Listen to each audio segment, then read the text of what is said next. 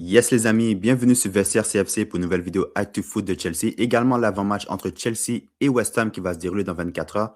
Avant de commencer, s'il vous plaît, abonnez-vous, likez et partagez également si la vidéo vous a plu. Et on y va.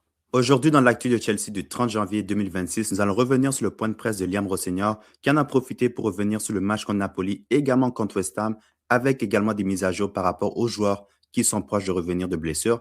Nous avons également des informations par rapport à Jérémy Jacquet qui est toujours intéressé de rejoindre Chelsea d'ici la fin du mercato. Et nous allons également couvrir l'avant-match entre Chelsea et West Ham où les hommes de Liam Rossignol vont tenter de remporter un 5e match de suite, toutes compétitions confondues. Donc on y va. Liam Rossignol a commencé son point de presse en revenant sur la victoire de Chelsea contre Napoli il y a quelques jours. Il a dit que ce n'est pas une question d'importance personnelle, c'est une question d'importance pour le club.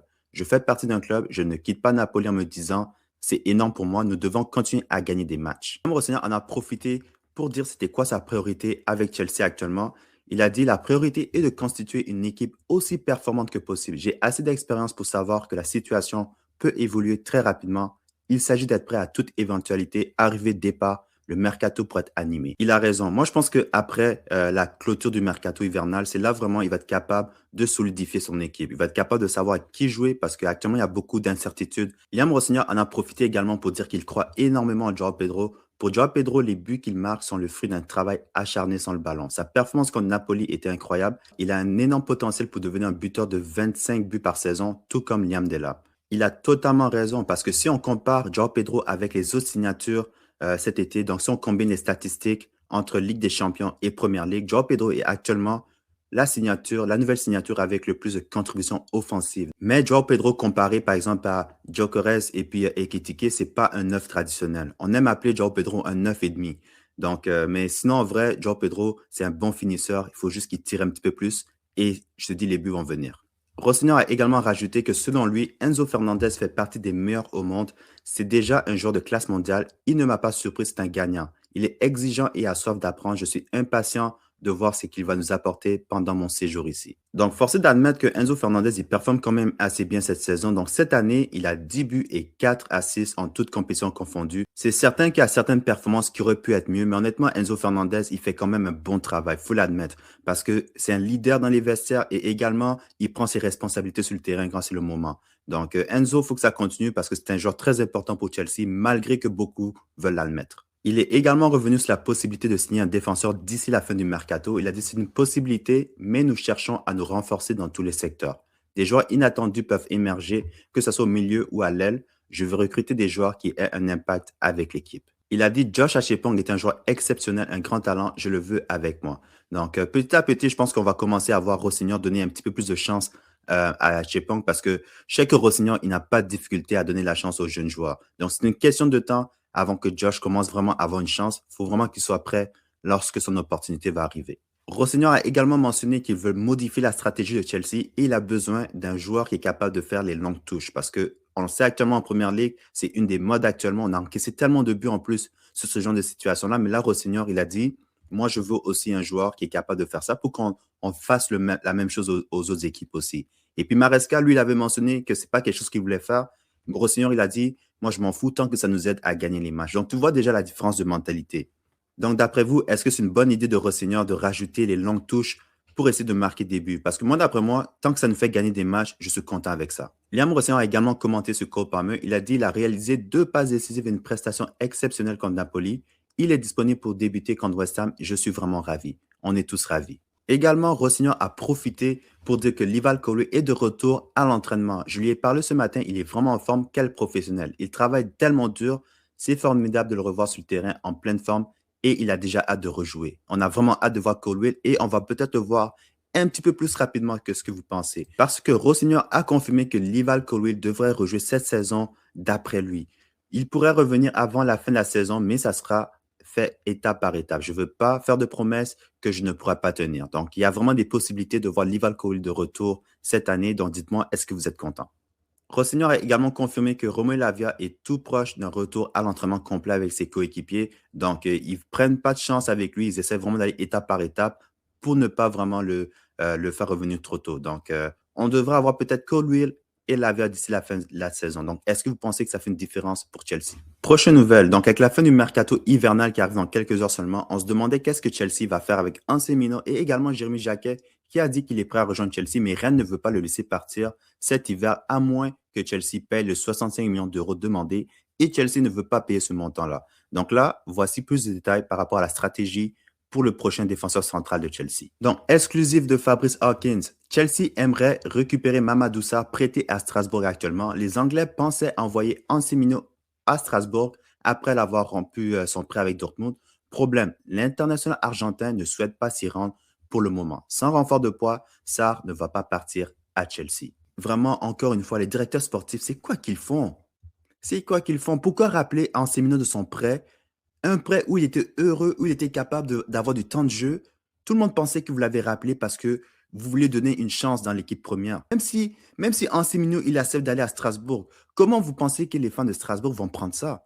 Sarr, c'est pas un joueur lambda, c'est un de leurs meilleurs joueurs. Et là, tout d'un coup, vous voulez rappeler Sarr de Strasbourg pendant qu'ils sont en pleine saison. Ça fait pas de sens. Je me sens mal pour Strasbourg. Je me sens surtout mal même pour Anselmino. Ce sont des trucs qu'ils auraient dû prévoir depuis longtemps. Parce que là, on se retrouve quand même avec plusieurs défenseurs centraux du côté de Chelsea. C'est juste qu'ils sont juste pas assez de qualité pour jouer à Chelsea. Ça, on le sait depuis longtemps. Et là, maintenant, c'est à quelques jours du mercato que là, vous décidez de prendre ce genre de décision. Faut vraiment que ces directeurs sportifs-là se cassent de mon club. Je suis vraiment fatigué. Parce que Anselmino, je suis totalement d'accord avec lui. Je suis totalement d'accord avec lui. C'est pas un mouton, là. C'est pas un mouton, c'est un humain aussi. C'est un humain aussi. Vous ne pouvez pas traiter les gens comme ça. Et selon l'équipe, Chelsea devrait revenir à la charge pour Jérémy Jacquet malgré une offre de 50 millions d'euros rejetée par Rennes. Donc, Chelsea, vous le savez qu'ils veulent 65 millions d'euros. Si vous n'êtes pas prêt à payer le montant, arrêtez de perdre le temps de tout le monde. Mais honnêtement, avec tout ce qui se passe, j'y crois même pas à Jérémy Jacquet. Ça ne va pas arriver. Ça ne va pas arriver. Et Chelsea, actuellement, je vous dis, on va continuer la saison avec les mêmes défenseurs qu'on a actuellement. Donc, Anselmino, je suis vraiment désolé pour lui. Mamadou Sarr aussi, il ne mérite pas que Chelsea vienne saboter sa saison parce qu'ils n'ont pas été capables de comprendre qu'ils avaient besoin d'un défenseur central depuis l'été passé.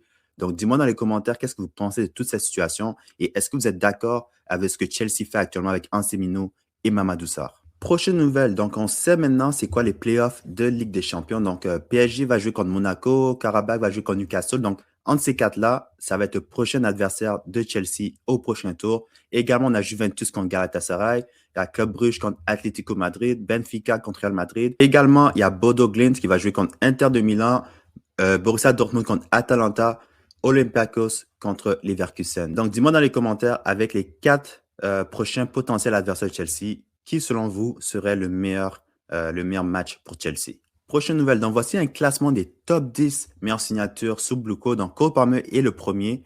Vraiment, rien à dire parce qu'au prix qu'on l'a acheté et ce qu'il fait actuellement, ou du moins ce qu'il a fait depuis qu'il est arrivé, rien à dire par rapport à Cole Palmer étant numéro 1.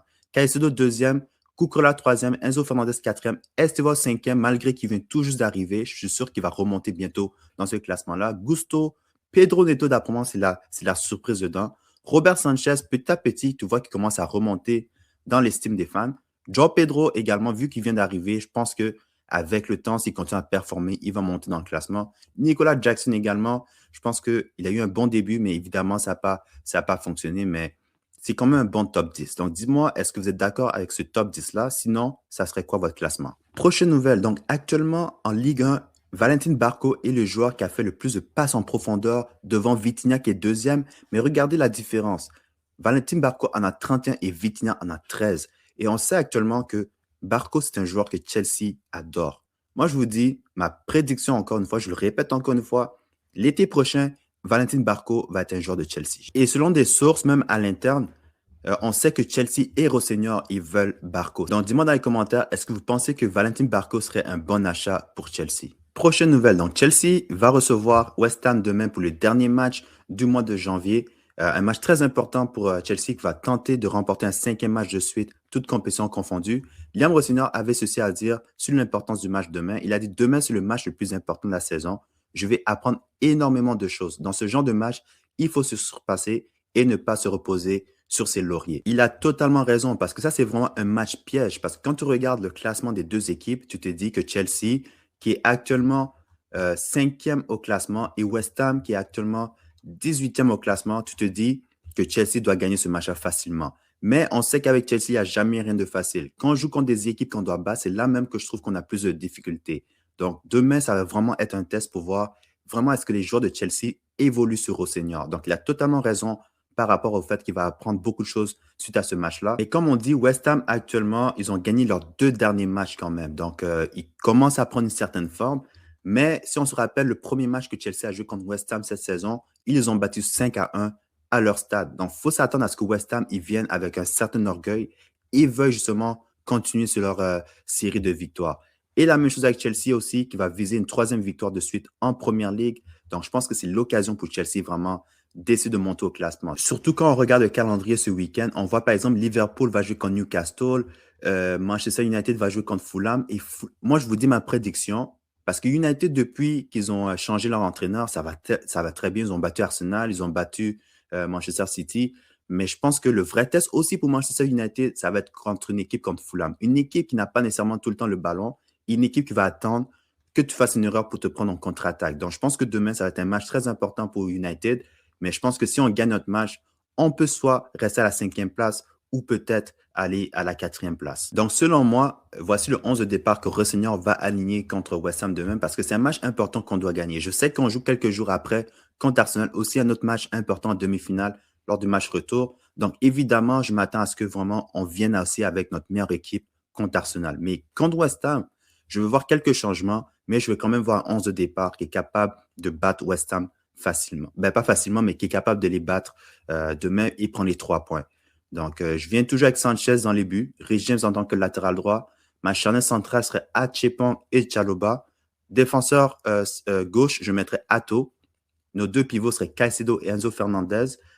Sur le côté droit, je reviens avec Estevao, Palmer qui est le numéro 10, Gittens qui est sur le côté gauche à la place de Neto, que d'après moi, je ne veux pas le voir demain. Et après, tu as João Pedro qui est le numéro 9. Il faut qu'il continue sa forme. Et également, je veux mentionner quelque chose.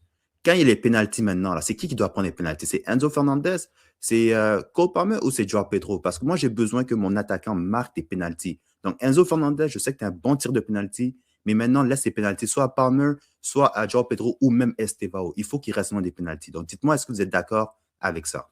Et selon moi, la prédiction du match de demain, je pense que Chelsea va gagner le match 3-0 et je vais aller avec un doublé de João Pedro et Cole Palmer qui va marquer le 3e but du match. Donc, dites-moi dans les commentaires, c'est quoi votre 11 de départ et également votre score de prédiction, s'il vous plaît. Donc, ceci conclut l'actu autour de Chelsea. Donc, dites-moi dans les commentaires, qu'est-ce que vous pensez de la situation de Aaron Alcimino qui a refusé d'aller en prêt du côté de Strasbourg. Également, j'aimerais savoir, c'est quoi votre score de prédiction pour le match de demain.